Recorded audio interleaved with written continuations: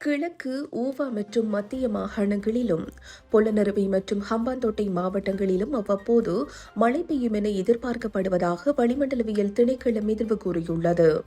ஊவா மற்றும் கிழக்கு மாகாணத்திலும், மட்டக்களப்பு, ஹம்பாந்தோட்டை, மாத்தளை மற்றும் நுவரெலியா மாவட்டங்களிலும் சில இடங்களில் 50 மில்லிமீட்டருக்கும் அதிகமான ஓரளவு பலத்த மழை வீழ்ச்சி எதிர்பார்க்கப்படுகிறது. வடக்கு மாகாணத்திலும் அனுராதபுரம் மாவட்டத்திலும் பல தடவைகள் மழை பெய்யும் என்று எதிர்பார்க்கப்படுகிறது.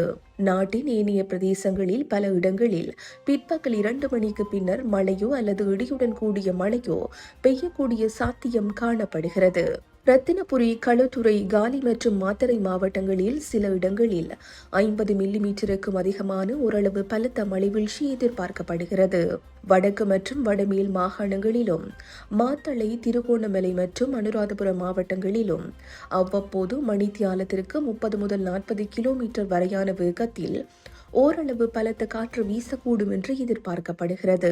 பொத்துவில் தொடக்கம் மட்டக்களப்பு, திருகோணமலை ஊடாக காங்கேசன்துறை வரையான கடல் பிராந்தியங்களின் பல இடங்களில் மழை பெய்யக்கூடும்.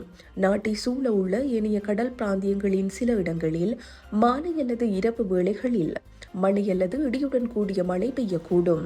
கடல் பிராந்தியங்களில் மணித்தியாலத்திற்கு 30 முதல் 40 கிலோமீட்டர் வேகத்தில் வடகிழக்கு திசையிலிருந்து காற்று வீசும்.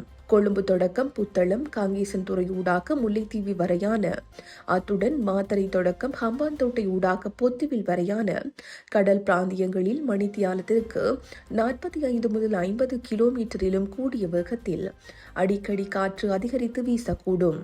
இவ்வாறான சந்தர்ப்பங்களில் இக்கடல் பிராந்தியங்கள் ஓரளவு கொந்தளிப்பாக காணப்படும்.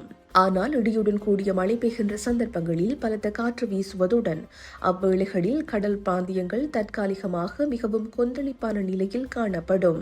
இடியுடன் கூடிய மழை பெய்யும் வேளைகளில் அப்பிரதேசங்களில் தற்காலிகமாக வீசக்கூடிய பலத்த காற்று மற்றும் மின்னல் தாக்கங்களினால் ஏற்படக்கூடிய பாதிப்புகளை குறைத்துக் கொள்ள தேவையான முன்னெச்சரிக்கை நடவடிக்கைகளை எடுத்துக் கொள்ளுமாறு பொதுமக்கள் அறிவுறுத்தப்படுகிறார்கள்.